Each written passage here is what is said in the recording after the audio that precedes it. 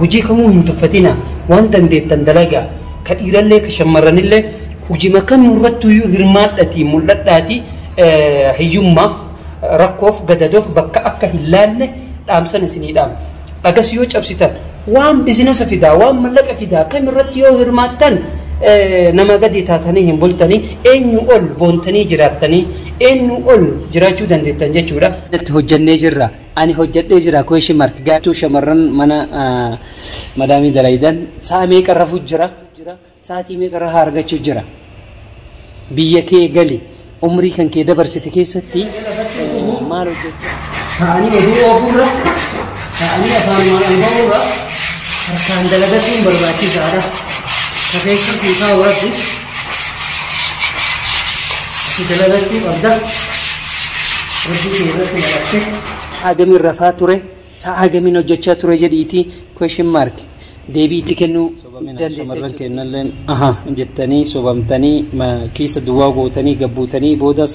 maraatuu teessanii wajjin cinqamuu hin danda'anii waan qabdan asirraa ofirraa gadi argitanii abbaa argite lawu goosiftanii deebitanii sammuun shuuna jedhe dhalaan balu fooqarraa of darbite fooqarraa akkana sanillee akka hin dhageenye aansanis hin barbaadu. Salaamu alaikum warahmatullaahi wabarakaatu kabajamtoota hordoftoota daawwattoota keenya akkam nagaa fayyaa keessanii jirtu isiniin jenna gaa deebinee jirra rabbiin galanne hagaa alhamdulillah rabbil aalamiin wayyaruu malee ono akka isin argitan kana jirra jechuudha gaa har'a waan addaa isin argisiisuuf deemaa maali jechuun keessaniin oolu maaliifi namni tokko jijjiiramuudhaaf maal gochuu akka qabu abdii kutachuu qabu hojjechuu qaba hojii milkaa'ina qaba hojiin bu'uura waa hundaati waan ta'e dalaguun hojjechuun taa'urra udaan laaquu wayyaa jette Oromooni kanaaf warroonni keessattuu biyyoota adda addaa jirtan hamileen isin hin cabinii hin gufatina fatana hedduutu jira qormaata hedduutu jira qormaata kanaan keessa yoo obsaan darbite obsaan aannan goromsaa dhuga jette Oromoon akkuma jedhan san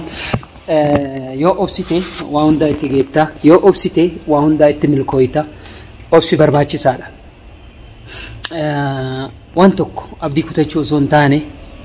yoo asii yaalte asiin deebitee yaaduu waan bira teettituma suunsumaa taatee bakkuma san teettee jecha jedhuuf keessaa uumtee osoo cinqamuu firaaramuun taane kallattii hundaan waan si barbaachisu yoo hojjette itti najjaata itti milkooyta jechuudha. Kana gochuudhaaf kabajamtoota hordoftoota daawwattoota keenya biyyoota adda keessatti fakkeenyaaf yeroo biyya ormaa kana laallu nuti biyya keenyatti hojjannee jirra ani hojjadhee jira Question Mark gaafii ofitti kennime sa'a 24 kana keessatti sa'a meeqa rafutti jira keessattuu shamarran mana madaamii dalaydan sa'a meeqa rafu jira sa'aatii meeqa hojjechuu jira sa'aatii meeqa raha argachuu jira biyya kee gali umrii kan kee dabarsite keessatti maal hojjechaan ture alkamiin keessan ture sa'a hagamiin rafaa ture sa'a hagamiin hojjechaa ture jedhiitii Question Mark deebii itti kennuu dandeetta jechuudha deebii argachuu dandeetta. Kanaaf ammas tarteen qabdu waan dalagattan waan hojjettan sobamuun gowwoomuun osoo hin taane invest biyya kee irratti biyya irra dhalattee irra guddatte irratti invest gootee jijjiirama yoo duraan baadiyyaa jiraatte magaalaa siixee waan silaa dalagamuu malu biyya nama argitee jirta hojii silaa biyya keenyatti intuqamiin ka jireenya kee guutuu jijjiiruu danda'u si miti namaaf hojii banuu dandeettu hedduutu jira invest godhuu dandeetta. Kanaaf shamarranis ta'ee dargaggeessas ta'ee dargaggeettis ta'ee hundi keessanuu dhiiras dhalas isiniin jenne warri biyya ambaa jirtan hundi keessanuu abdii kutachuu osoo hin taane akka sa'a 24 biyya kee biyya namaa kanatti dalagu jirru kanatti biyya keenya deebine invest waan godhamu malu waan gochuu malu gochuu qabna isiniin jedha. Kanaaf nafana tura maal akka hojjannee isin arge muuxannoo gahaa fudhanne maaliifi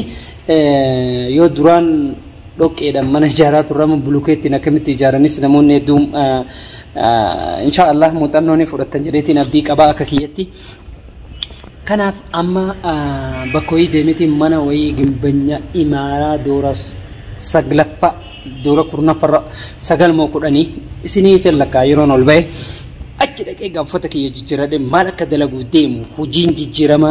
bu'uuraa waan ta'eef dirqama hojjechuun kenna dirqama waan ta'eef hojjettee rabbii kee kadhattee waan dalayde keessatti alhamdulillah jettee afaan beeytuu fi itti galatoonfachuun rabbii kee dirqama keeti kun sobamina shamarran kennalleen jettanii sobamtanii keessa duwwaa gootanii gabbuutanii boodas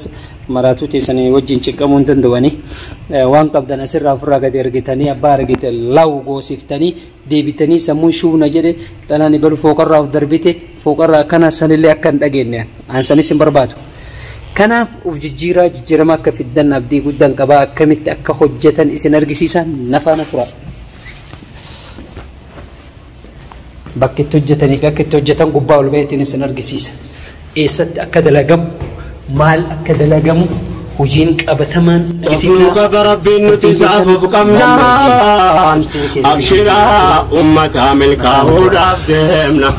kaleessa yaadataa boriifis waa yaanna waan ummata bu'aa buusutti wal waamna inshaallah waan gaggaarii walii dhaamna galata ilaahi wal jalaa waannaa. Kanaaf gaa kabajamtoota furdiftoota daawwattoota keenya hedduu namatti toltanii hedduu nama gammachiiftanii mawucuu kana jijjiiradheetti lal jimaan kunis ni jira ka qaama nashaata nama godhu maaliif nashaataan yookaan dalaguudhaaf dirqama jechuu qabda kanaaf nafaana tura haga isa dhumatti.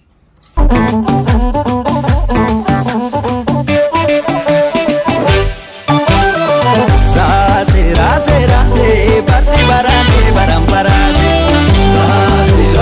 rase barri barane baram barase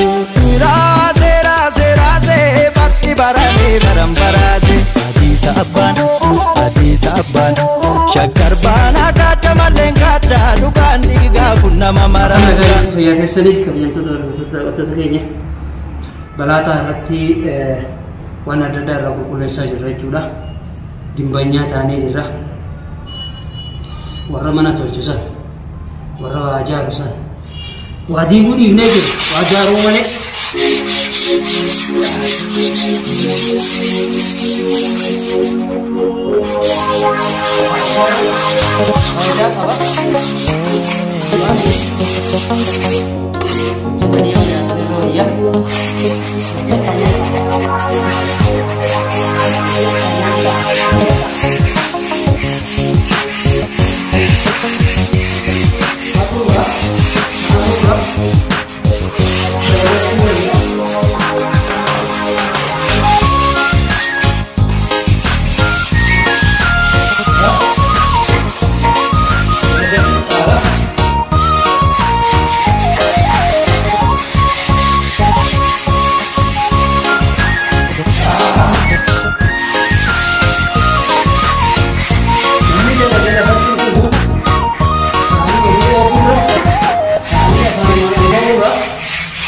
dalagatun barbaachisaadha.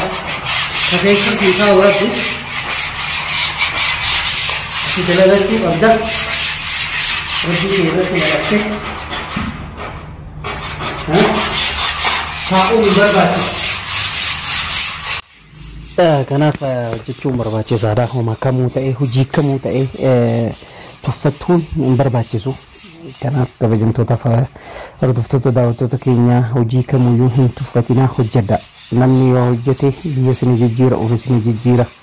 Waan yaada hundaayyuu fi bakka yaadees ga'uu ni danda'a jechuudha. Yoo murannoo qabaate yoo kutannoo qabaate. Guddittii biyyattiiti. Argitanii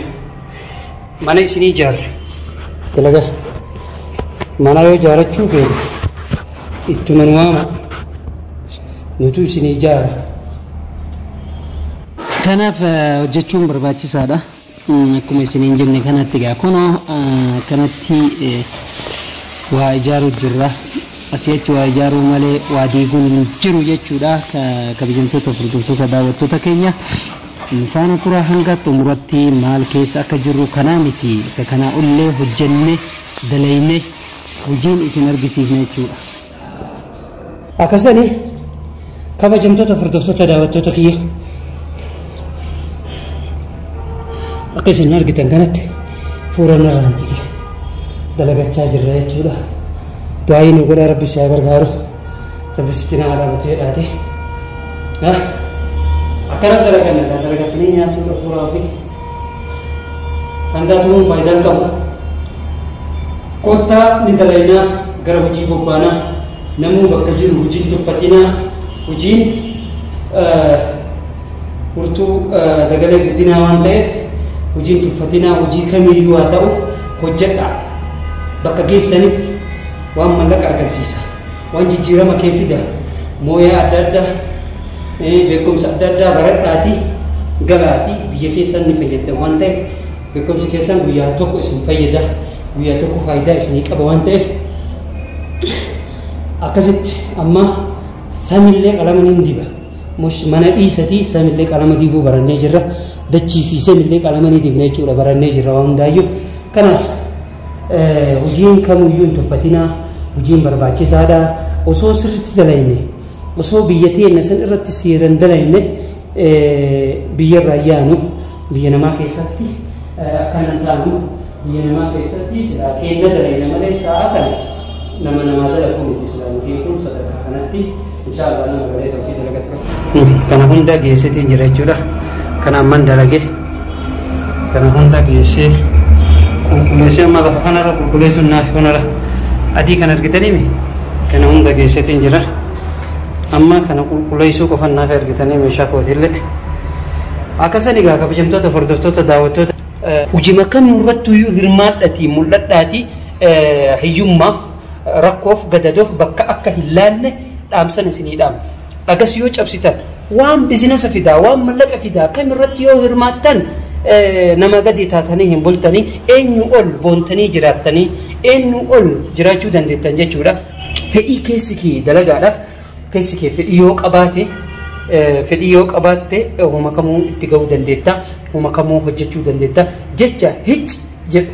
jecha hin ta'u jedhu of keessatti hin galmeessini of keessaa haqi waan hojjetuuf deemtu san hojjedhuutii agarsiisi rabbii kee irratti kadhadhu rabbi firii itti sii godha galma geetta jechuudha